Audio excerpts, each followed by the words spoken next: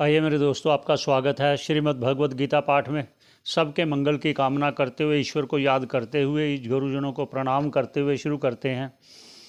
भगवान ने अर्जुन से कहा कि हे अर्जुन, मैंने आपको बताया कि जो कर्मों का संन्यास करता है बिना अंतःकरण शुद्धि के लिए, वो दुख को प्राप्त करता है। जो संन्यास मार्ग पर जाता है बिना अंतःकरण शुद्धि के, बिना उस कर्म किए को, तो उसको वो जो सुख चाहता है, जिस सुख के लिए उसने संन्यास लिया है, वो सुख तो उसको प्राप्त नहीं होगा। क्यों? क्योंकि जब तक अंतःकरण शुद्ध नहीं होगा, राग द्वेष रहित नहीं होगा, तब तक वो सुख उसको प्राप्त नहीं होगा। तो उसके लिए और उपाय भी कहते मैं तुझे और भी उपाय और बताता हूँ, क्योंकि उस सुख को प्राप्त करने के लिए ही सभी लगे हैं। चाहे कोई विषयों में जा रहा है तो वो सुख की इच्छा से लिए ही जा रहा है, लेकिन उसे पता नहीं सुख विषयों में नहीं है। सुख का उसका अपना स्वरूप होने के कारण उसका भ्रम उसमें हो रहा है। बस उसी भ्रम को हटाने के लिए आगे आगे उपाय कहते हैं। क्या कहते हैं? उच्चारण करते हैं 7वां नंबर श्लोक। क्या कहते हैं?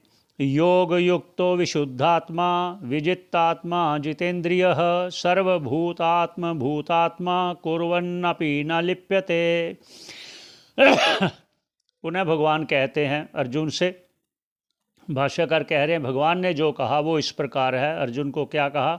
योग युक्तो, योग युक्त अर्थात निष्काम कर्म योग द्वारा या ज्ञान योग द्वारा, जिस प्रकार भी वो चाहता है, तो दोनों में विशुद्ध आत्मा भी होगा तभी वो कार्य करेगा। क्या विशुद्ध आत्मा? राग द्वेष रहित हो जाएगा, अंतःकरण शुद्ध हो जाएगा। और क्या? विजित आत्मा, उसका मन अपने वश में होगा।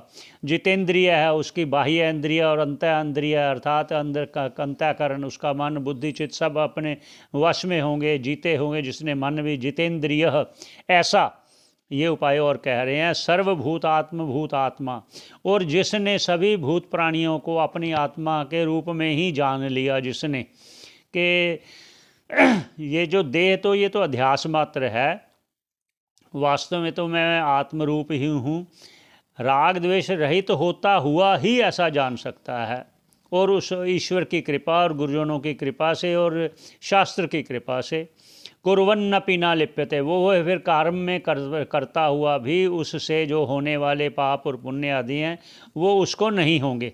कुर्वन्नपि, वो कर्म करता हुआ भी, ना लिप्यते, उसके फल से वो लिप्त नहीं होता, अर्थात उस फल से उसका कोई संग नहीं होता। आगे भगवान फिर कहते हैं क्या? ये 7 नंबर श्लोक हुआ, और आगे 8 नंबर पर क्या कहते हैं भगवान, उस पर भी चलते हैं।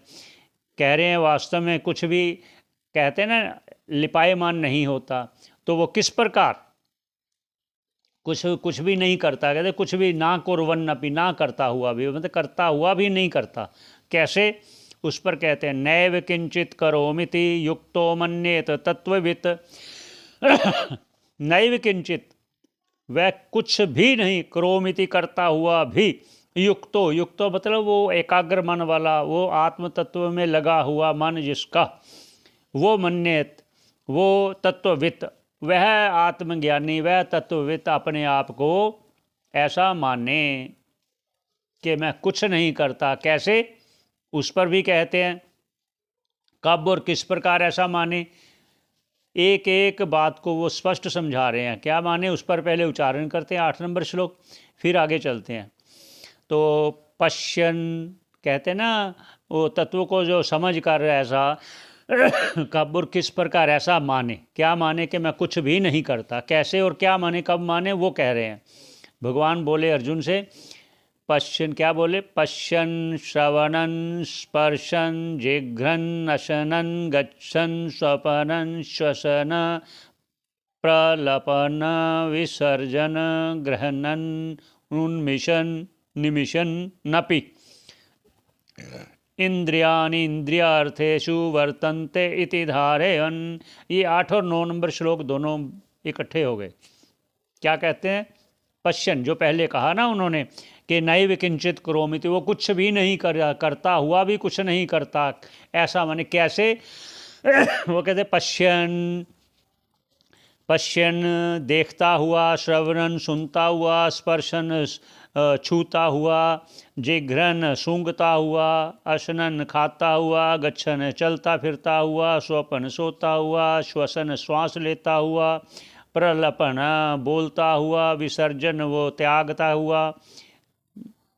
आप समझ लो वो त्याग करना, ग्रहण करना, ग्रहण करना और त्याग करना, उन्मिशन आंखें बंद करना, वो खोलना, उसमें नपि इंद्रियाणि इंद्रियार्थेषु वर्तन्ते इति धारयन्। ये समझे कि ये जो क्रियाएं हो रही हैं ये सिर्फ इंद्रियां अपने विषयों को ग्रहण कर रही हैं, अर्थात अपने विषयों में वर्त रही हैं। जैसे पहले कहा गुणा गुणेषु वर्तन्ते, अर्थात जो गुण, अर्थात जो प्रकृति के गुण हैं वो पहले कहा ना, सतोगुण रजोगुण तमोगुण, उनके अनुसार ही वो अपने अपने विषयों में तत्त वैसे वैसे विषयों में जाती हैं, जैसे जैसे उसके वो कर्म के आधार पर वो कर्म उदय होते हैं, उस कर्मों में लगते हैं। एक चीज़। दूसरी चीज़, आप अपने श्वास को कितनी देर रोक सकते हो, पर फिर लेना ही पड़ेगा। वो प्रकृति आपसे वो करवाएगी। आप ग्रहण करते हो, लेते हो, ये सब क्रियाएं प्राण शक्ति से ही होती हैं। प्राण अगर ढीला हो गया आप कुछ नहीं कर सकते। इसलिए प्रकृति के द्वारा ये जो देह बनी हुई है वो प्रकृति के अनुसार ही, उसके प्रकृति के मतलब जो सत्वगुण रजोगुण तमोगुण हैं उनके अनुसार ही आगे कर्म होते रहते हैं। ये 8 और 9 नंबर श्लोक हो गया, उसका उच्चारण हो गया। तो अब यह कहते हैं आगे क्या कहते हैं उस पर भी पहले उच्चारण करते हैं, फिर आगे क्या करते हैं। 10 नंबर श्लोक का उच्चारण कर लेते हैं। ब्रह्मण्याधाय कर्माणि संगम त्यक्त्वा करोति यः लिप्यते सा न लिप्यते न सह पापेन पद्मपत्रमिम अम्भसाः। अब वो कैसे लिप्त नहीं होगा, जो पहले पहले ये कहा गया 8 नंबर श्लोक में भी वो कर्मों से लिप्त नहीं होता, वो ऐसा जाने के गुणे ही गुणों में वर्त रहे हैं। तो उसके आगे क्या कहते हैं, कैसे नहीं वो लिप्त होता, उस पर कहते हैं। जो ये उच्चारण किया उसका भाष्यकार जी क्या कह रहे हैं कि भगवान अर्जुन से ऐसा बोले, क्या ब्रह्मण्याधाय, अच्छा उस ब्रह्म अर्थात उस ईश्वर में ही, आधाय अर्थात सौंप करके, क्या सौंप करके, कर्मणि कर्मों को सौंप कर, संगम त्यक्त्वा उसके फल में आसक्ति को त्याग करके, करोति यह जो करता है, जो सन्यासी करता है, जो कर्मी करता है, जो भी जो करता है वो उस ईश्वर के अर्पण करता हुआ, सौंपता हुआ, लिप्यते नासा पापेन, वो पापों से लिप्त नहीं होता। कैसे नहीं होता, जैसे पद्मपत्रम इव अम्बसा, जिस प्रकार जल में तालाब में एक कमल का फूल होता है, वो पानी में होते हुए भी अगर पानी की बूंद उस पर पड़े तो वो ज़्यादा देर ठहरती नहीं है, उससे लिप्त नहीं होती है। वो गिरेगी तो वो सूखा का सूखा ही उसका जो पंखुड़ी होगी वो आपको लगेगी। जिस प्रकार वो उदाहरण देते हुए कह रहे हैं भगवान कि इस प्रकार वो लिप्त नहीं होगा, जिस प्रकार कमल के उस पंखुड़ी पर पानी की जल की बूंद पड़ी हुई उसके साथ लिपायमान नहीं होती, जल की बूंद पड़ी हुई भी फिर भी उसके साथ लिप्त नहीं होती, वो गीला नहीं होता, कमल की पंखुड़ी का उदाहरण देते हुए। आगे चर्चा करेंगे कि अंतःकरण की जो फल तो अंतःकरण की शुद्धि मात्र ही होता है, तो उसके आगे क्या होता है उस पर चर्चा करेंगे। भगवान यहीं पर विश्राम देते हैं। 10 नंबर श्लोक पर 5वां अध्याय हुआ। तो भगवान की असीम कृपा से हो रहा है श्रवण, तो उनका धन्यवाद करते हुए, आपका भी धन्यवाद करते हुए, सभी के मंगल की कामना करते हुए यहीं विश्राम देते हैं। 10 नंबर श्लोक पर फिर पुनः भेंट होगी।